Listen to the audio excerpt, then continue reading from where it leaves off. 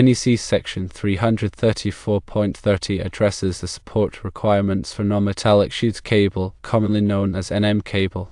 This section is crucial for understanding how to properly install NM cable, especially in attics and similar spaces where cable runs are often perpendicular to structural members like trusses, rafters, or joists.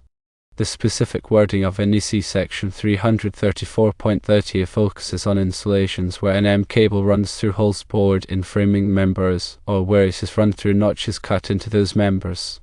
The code states that when NM cable is installed in this manner, that is, through holes or notches, the cable is considered to be adequately supported, provided that the distance between the supports, meaning the studs, joists, or rafters that the cable passes through, does not exceed 4.5 feet.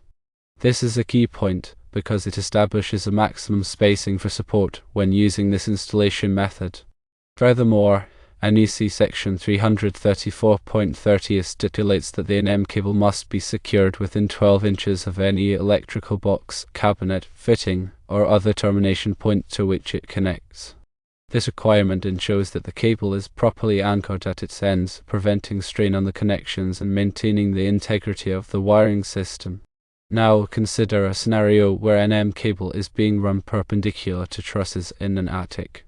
In this situation, the trusses themselves act as the supporting structural members, similar to studs or joists in a wall or floor assembly.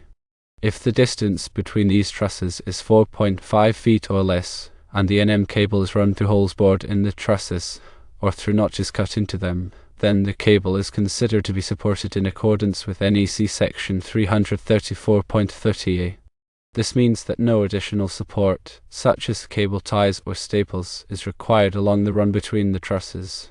However, it is still essential to ensure that the cable is secured within 12 inches of any electrical box or termination point, as previously mentioned. Understanding this provision in the NEC can help to avoid unnecessary work and expense during electrical installations. If an authority having jurisdiction, abbreviated as AHJ, is requiring that NM cable be secured at every other truss, even when the trusses are spaced 4.5 feet or less apart and the cable is run through holes or notches, that requirement is not supported by NEC Section 334.30a. In such a case, it would be appropriate to respectfully point out the relevant section of the code to the AHJ and seek clarification or reconsideration of their requirement. It is important to remember that local amendments to the NEC may exist, and these amendments could potentially modify the support requirements for NM cable. Therefore, it is always advisable to consult with the local AHJ and review any applicable local codes or regulations before beginning an electrical installation. It is also worth noting that NEC Section 334.30 contains other subsections that address different aspects of NM cable support. For example, NEC Section 334.30b covers situations where NM cable is run parallel to framing members. In these cases, the cable must be secured to the framing members at intervals not exceeding 4.5 feet. Additionally, NEC Section 334.30c provides specific rules for supporting NM cable in accessible attics and underfloor spaces. These rules vary depending on whether the attic or underfloor space is accessible by portable ladders. If the attic or underfloor space is accessible by portable ladders, the NM cable must be protected by gauge strips when run on the face of framing members.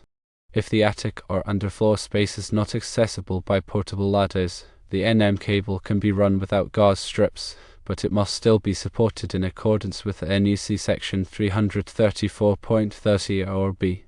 In addition to the support requirements, it is also important to consider the ampacity of the NM cable being used. Ampacity refers to the maximum amount of current, measured in amps, that a conductor can safely carry without exceeding its temperature rating.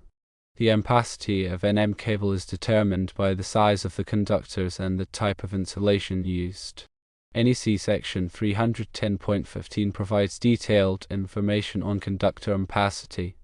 It is crucial to select NM cable with an ampacity that is sufficient for the intended load.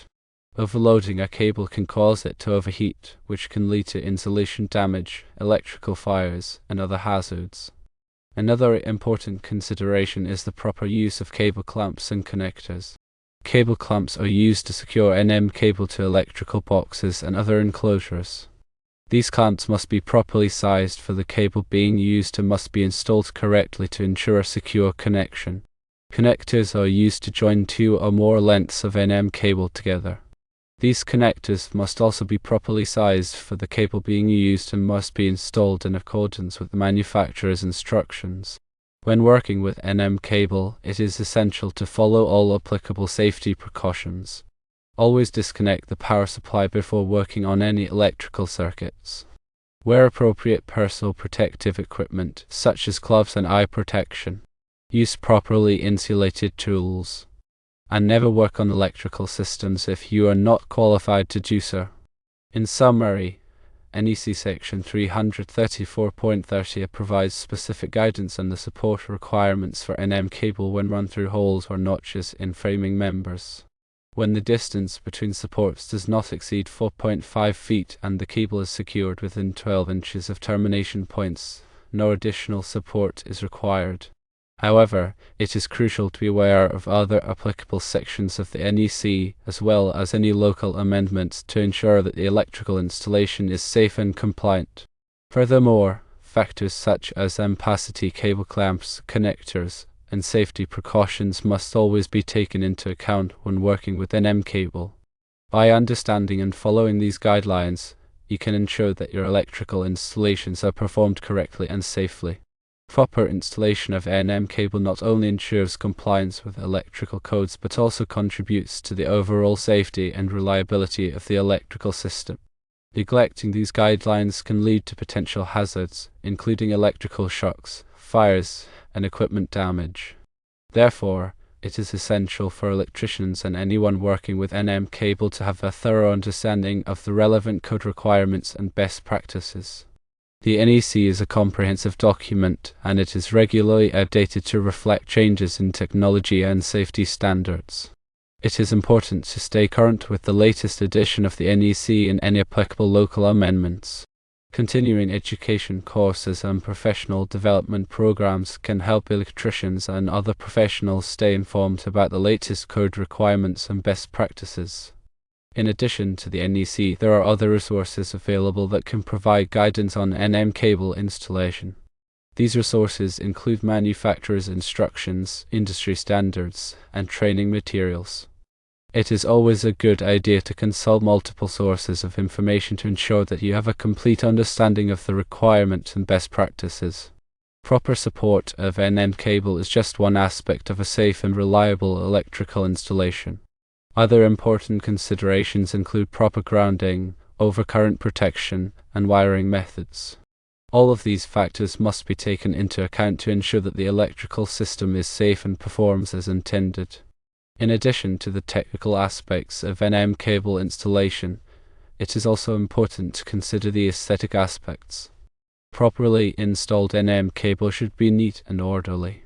Cable should be run in a straight and parallel manner, and they should be securely fastened to framing members. This not only improves the appearance of the installation, but also makes it easier to troubleshoot and maintain the system in the future. When running NM cable through finished walls or ceilings, it is important to protect the cable from physical damage. This can be done by using conduit or other protective measures. The NEC provides specific requirements for protecting NM cable in various locations. It is also important to avoid running NM cable in areas where it could be exposed to moisture or corrosive substances.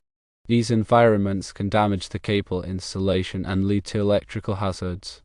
When working with an NM cable in damp or wet locations, it is important to use cable that is specifically listed for those applications. In conclusion, NM cable is a widely used wiring method for residential and commercial buildings. However, it is important to understand and follow the applicable code requirements and best practices to ensure a safe and reliable installation. Proper support, ampacity, cable clamps, connectors, and safety precautions must all be taken into account.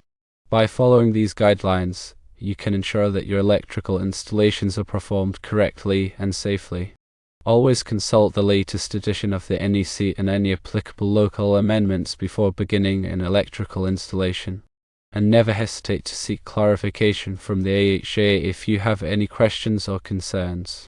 Remember, electrical safety is paramount, and it is always better to err on the side of caution.